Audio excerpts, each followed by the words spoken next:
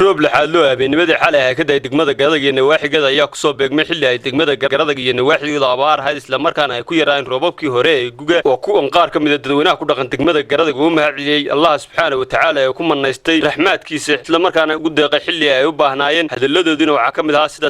degmada Garadag gobolka Sanaag dawladda Soomaaliland waxaanu ka warbixinaynaa anagoo maamulkii degmada ku-xigeenkii degmada Yuusuf Cabdi Axmed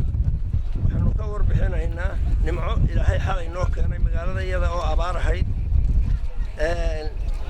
nimcada xoogaa qanjiilooyin waa jiraan oo dadweynaha gaaray laakiin alla bari bay anaga noo tahay waa waxaanu ku faraxnay ilaa iyo 3 bilood oo roob la cunay abaar baanu joognay ilaahay baanu ugu mahadinaynaa sallallahu alayhi wasallam ilaahay baanu mahadinaynaa واركتان حق دبديدا واركتان وبيغا iga dambeeya meeshuna waxa weeyaan Garadag ilaahay baa hogol khayr qabta noo shubay anaga abaar joogna ilaahay baa ugu mahadnaqaynaa waxyaalo badan baa ilaahay magaraysa maanta ilaahay magaraysa suuqa ay qofalay roobka arkaysan wadadii magaalada dhexdeeda soo barto laamiga hore wari uu soo duubay maxay tooy taageeraan ku taageersanahay madaxweynaha Jamhuuriyadda Soomaaliland macnaha maalgelinta tooska ah oo dalka ka wado khaasatan kordhinta iyo ballaarinta dekedda berbera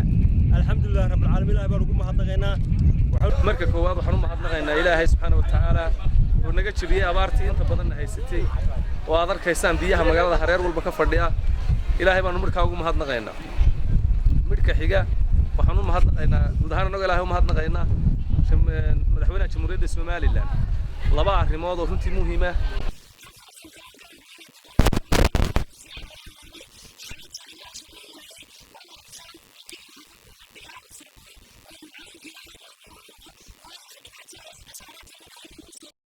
Umar Sayre muuqaaya qaranka Jamhuuriyadda Soomaaliland